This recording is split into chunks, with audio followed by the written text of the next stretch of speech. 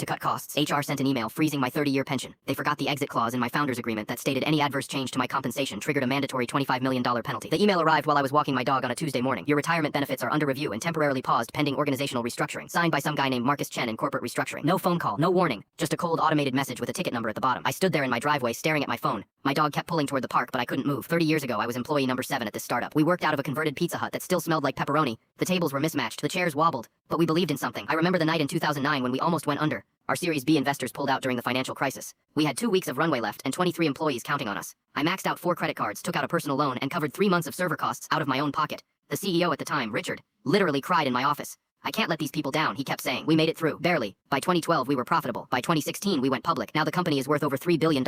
Richard retired to Monaco 5 years ago, and some 26-year-old MBA named Marcus just suspended my pension to hit quarterly cost reduction targets. I went inside and told my wife Sarah what happened. She was furious. After everything you did for them, she said, this is how they treat you. I headed to the garage and started digging through boxes of old files. Tax returns from 2003. Birthday cards from coworkers who left a decade ago. Then I found it. A manila folder marked Employment Agreements Original. Inside was my contract from 2001, signed by me and Richard back when we were nobody. I flipped through pages until I hit section 8.4. In the event of any reduction to agreed upon compensation including retirement benefits, employee receives immediate buyout calculated at 500 times monthly salary plus full equity acceleration at current market valuation. My hands started shaking. I pulled out my phone and opened my pay stub. Base salary $15,000 a month, times 500 equals 7.5 million. Then I checked my equity statement. I still had 47,000 unvested shares. Current stock price was $380. That's another 17.8 million. Total buyout value roughly $25 million.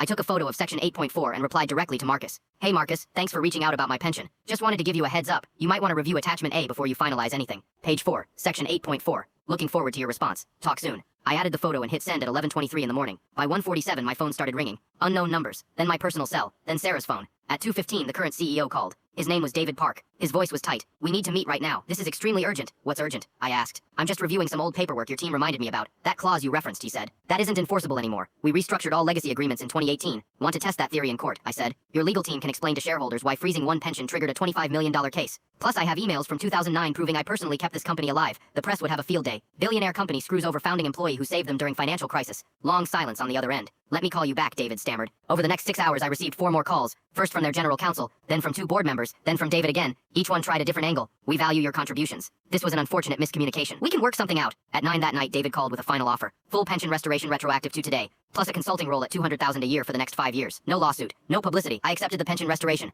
I declined the consulting job. I don't work for people who forget loyalty, I told David. The wire transfer hit my account Friday morning. Full pension restored plus 6 months back pay. Marcus from corporate restructuring no longer works there. Last week I got a letter from the new head of HR. Personal apology and a promise that all legacy employees would have their agreements honored. Turns out my email started an internal audit. Sometimes the best revenge isn't winning. It's reminding people who they're messing with.